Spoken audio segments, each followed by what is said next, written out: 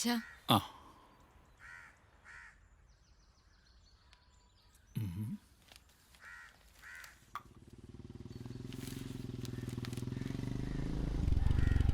ഇത് തന്നെ വീട്. ഇറങ്ങിക്കോ. ഒരു നോക്കട്ടെ. ആ കണ്ട ആളവിടെ തന്നെ ഉണ്ട്. വാ കയറുക. നമസ്കാരം. നമസ്കാരം. എന്താ അച്ഛാ വിശേഷം? ഗുജറാത്തില് വീണ്ടും കലാപം, 22 പേര് കൊല്ലപ്പെട്ടു. വീണ്ടും? അതല്ല അച്ഛാ, ഇവിടെ എന്താ വിശേഷം? ഇവിടെ എല്ലാവർക്കും സുഖം. എന്നാ നമുക്ക് അകത്തോട്ട് സംസാരിക്കാം. ആയിക്കോട്ടെ. ഇതൊക്കെ എന്ത്? അച്ഛനകത്ത് വന്ന് അനുഗ്രഹിക്കണം. അകത്ത് വന്ന്. ഹലോ, ഇരിക്കേ. അച്ഛൻ വന്നിട്ട് ഇരിക്കട. അച്ഛൻ പോലും ഇരിക്കൂ. Thank you. കണ്ട ആൻസർ കണ്ട. എനിക്കങ്ങോട്ട് മനസ്സിലായില്ല. Kinder Joy. Kinder Joy. Kinder Joy. ഓ, കിൻഡർ ജോയ്.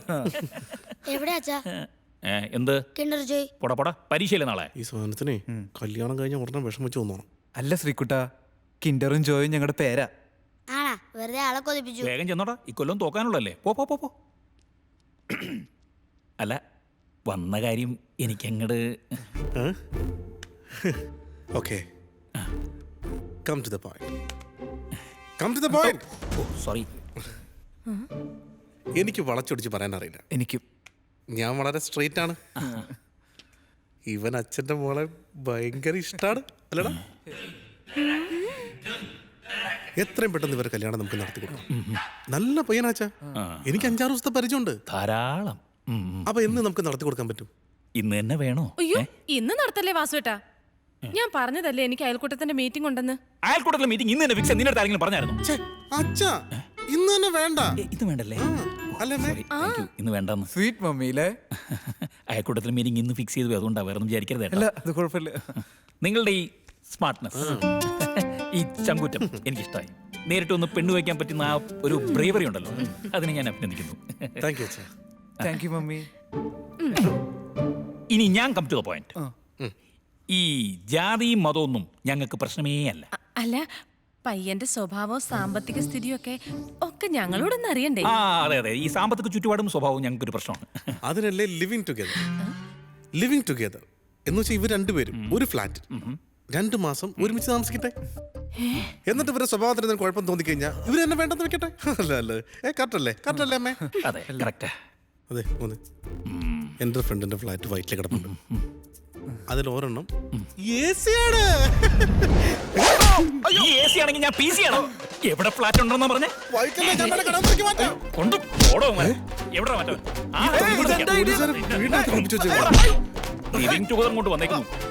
ബാക്കി നമ്മ കൊടുത്തോളാം. വാടങ്ങോട്ട് വേലയും കുലിയിലത്തും വരെ പെണ്ണുകാണാൻ വന്നിരിക്കുന്നു. പോയി 10 കാശുണ്ടായിട്ടോടാ. ഇതാണല്ലോ നിന്റെ ഡയറക്റ്റ് ത്രോ. വെറുതെ അല്ല, വീടിന്റെ ബാക്കിലാണ് പോലീസ് സ്റ്റേഷൻ. പോലീസ് സ്റ്റേഷനിലേക്കുള്ള ത്രോ ആയി. സാറേ ഞാൻ വന്നോളാം. നടക്കടാ അങ്ങോട്ട്. ആ മൂലയ്ക്ക് മാറിയേക്ക്. നീ എന്താണ് ഈ കാണിക്കണം? ഇതൊക്കെ ഇവിടുത്തെ പതിവാ. ഇല്ലേ തന്തയ്ക്ക് വിളി കേൾക്കും. പിന്നെ ഷർട്ട് എന്റെ തന്ത ഒന്ന് ഊരോടാ. ഞാൻ പറഞ്ഞില്ലേ ഒരിക്കൽ മതിയാ. നീയൊക്കെ ആത്മഹത്യ ചെയ്യാൻ നോക്കടാ. എന്റെ സ്ഥാനത്ത് സാറാണെങ്കിലും ചെയ്തു സാറേ. പിന്നെ നീ എന്താടാ വിഷം കഴിക്കായിരുന്നേ? സാറേ ചാവാൻ വേണ്ടി എല്ലാ സെറ്റപ്പായിട്ട് റൂമിൽ കയറിയത് സാറേ. വിത്ത് വിഷവും. വിഷത്തിന്റെ എക്സ്പിരി ഡേറ്റ് കഴിഞ്ഞിരുന്നു സാറേ. എക്സ്പിരി ഡേറ്റ് കഴിഞ്ഞ സാറിന് ഞാൻ കഴിക്കൂല സാറേ. ഇനി അത് കഴിച്ച് ചാവാണ്ട് വയറിളകി ആശുപത്രി കിടക്കാൻ എന്നെ കൊണ്ട് പറ്റൂല സാറേ. സാറാണ് ഈ കഴിക്കൂ. അതേടാ കഴിക്കാടാ. സാർ ഞാൻ ഈ എക്സ്പിരി ഡേറ്റ് ഒക്കെ മേടിച്ചോളാം സാറേ. അമ്മച്ചി കുടിക്കാൻ കുറച്ച് വെള്ളം. അമ്മച്ചിയല്ലടാ ആന്റി. Nice body. അയ്യോ. എന്താ പേര്? ജോയ്. നമ്മുടെ കാല. ഒരു കാലയാ. റേറ്റ് 5. 3 നടക്കും.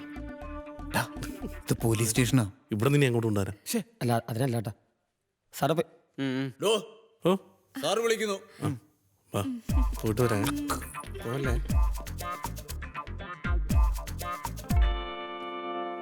വാ ഉണ്ട്. വാ.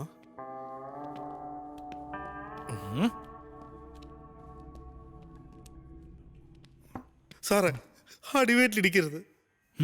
അതെന്താടാ? അത് പിന്നെ രാവിലെ കക്കൂസി പോലും പോകണ്ട സാറേ, ഇവനോട് ഈ പരിപാടിക്ക് അറിയന്തിരിച്ച്. ഇത് നീ സമയം കിട്ടുമ്പോ അവന് കൊടുത്താ മതി.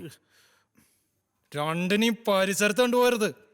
അവന്റെ ഒരു പ്രണയം വന്ന വഴിക്ക് തന്നെ പോയിക്കോണം, കേട്ടോടാ?